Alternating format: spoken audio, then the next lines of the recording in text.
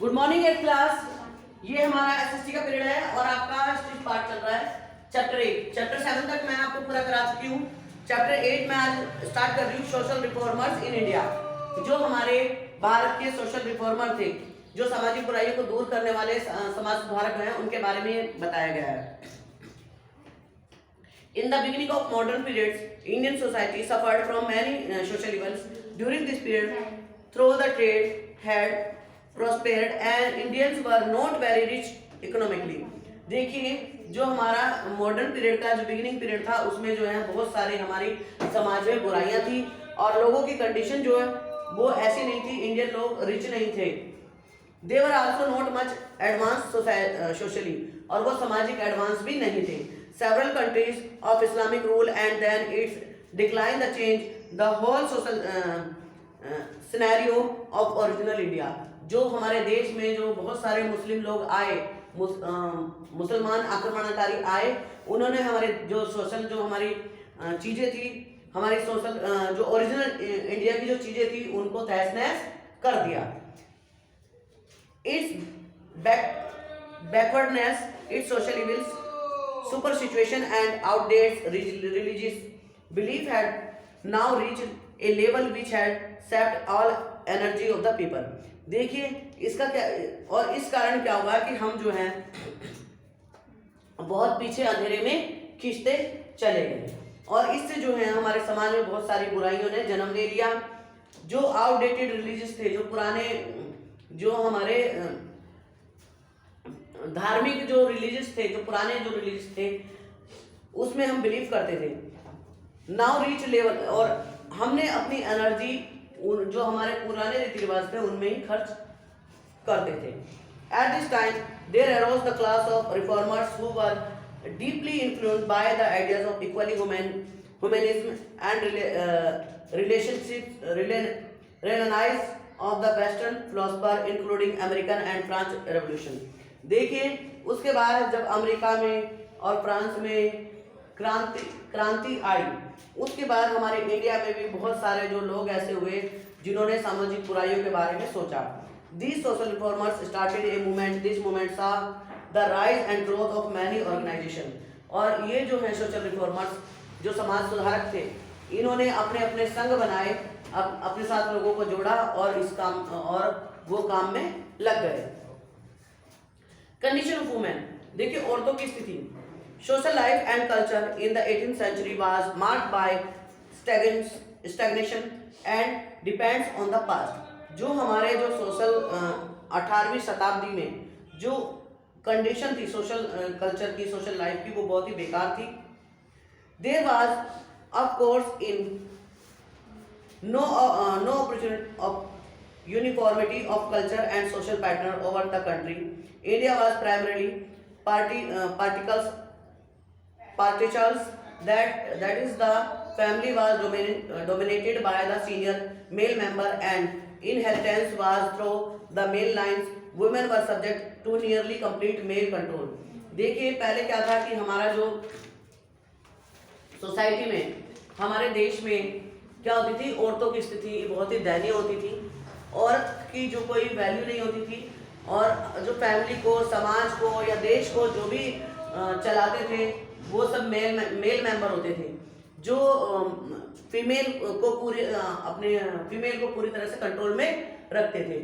औरतों की स्थिति ऐसी नहीं थी कि वो बाहर जाएं, बाहर जाकर कुछ करें या कुछ बोलें।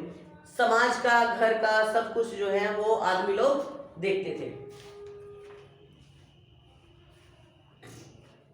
They were expected to live as mothers and wives only. Though in these roles they were shown a great deal of respect and honors. उनकी स्थिति केवल यही होती थी कि वो एक अच्छी माँ और एक अच्छी पत्नी बन सकें और वो घर के कामों के लिए अपना पूरा ऑनर दिखाएं, पूरा अपना 100% घर के कामों के लिए दें। But the women of the time possessed little individuality of their own. While women of the upper classes were not supposed to work outside their homes, peasant women usually worked in the field, and women of the poorer class often worked outside their homes to supplement of family income. देखिए जो उच्च class के, जो उच्च वर्ग या जो family होती थी, उनकी औरतें बाहर नहीं निकलती थी। पहले आपने सुना होगा जमींदारों की औरतें बाहर नहीं निकलती थी, लेकिन जो लोग कास्ट है या पुअर हैं, बहुत गरीब लोग हैं, उनकी औरतें बाहर जाकर खेतों में काम करती थी। चाहे वो जो उनके काम होते थे, जैसे पहले होता था गाँव में गोबर उठाने वाली भी आती थी, कि घरों में झाड़ू पोछने वाली भी आती थी, आज भी आती है लोगों में। तो क्या होता था कि जो जो पुअर लोग होते थे, वो अपनी अर्निंग के लिए उनकी जो औरतें होती थी वो बाहर जाती थी अर्निंग के लिए, मतलब खाने रोटी के जुगाड़ के लिए। लेकिन जो अपर कास्ट होते हैं, रिच फैमिली होती थी, उनकी औरतें बाहर नहीं जाती थी। द पर्दा was common mostly among the higher class in the north. It was not practiced in the south. और एक प्रथा सिस्टम था, पर्दा सिस्टम या प्रथा। उसमें क्या होता था कि पर्दा जो है, जो घर की औरतें हैं वो पर्दे में रहेंगी, यानी कि उनका फेस कोई नहीं देखेगा, कोई बाहर का मर्द उनका फेस नहीं देख सकता था। अगर कोई बाहर आ जाता है तो बाहर ही खड़ा होकर बात करेगा या पर्दे के बीच में से, वो डायरेक्ट घर में नहीं आते थे। ये साउथ में नॉर्थ में ज़्यादा होता था, हमारे इधर के एरिया में आज भी गांव में अब तो ये सिस्टम हट गया है, लेकिन कई जगह अभी भी है कि औरतें बाहर नहीं निकलती हैं। बाहर निकलेंगी तो वो घूंघट करके निकलेंगी, ठीक है। कोई आ जाएगा, कोई बाहर का मर्द आएगा या कोई भी आएगा तो वो घूंघट करेंगी। अगर कोई जरूरी काम भी है तो वो घूंघट में ही करेंगी। और साउथ में पर्दा सिस्टम नहीं है। Girls were not allowed to go to school because majority believed that education would create a bad influence of the girl mind. Child marriage was rampant and girls were usually married off at an early age.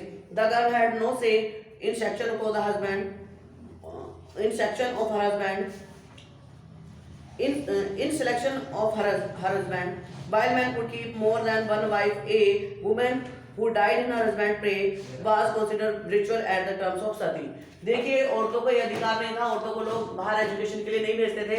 वो कहते थे कि अगर हमने लड़कियों को पढ़ने के लिए भेज दिया तो उनका माइंड खराब हो जाएगा, उनका माइंड खराब हो जाएगा और उनका चाल चलन खराब हो जाएगा, तो वो लड़कियों को पढ़ने के लिए नहीं भेजते थे।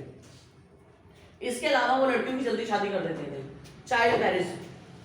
उसमें क्या होता था कि लड़कियों की जल्दी शादी कर दी, लड़कियों के अधिकार नहीं था कि वो अपने लिए अपना पति चुन सके, वो जिसको भी माँ बाप पसंद करते थे। आज भी यही होता है, अधिकतर 50% तो ये होता है कि लड़कियों के लिए जो भी उनके पेरेंट्स ने, दादा परदादा ने जो भी मतलब वर चुना होता था उससे वो शादी कर लेती थी। इसके अलावा एक और बड़ी कुप्रथा थी हमारे यहाँ कि अगर किसी स्त्री का पति मर जाता था तो वो स्त्री जिंदा ही अपने पति के साथ उसकी चिता में जल जाती थी। उसको कहते थे सती प्रथा। क्या कहते थे उसको? सती प्रथा, जो कि एक बैड विल था।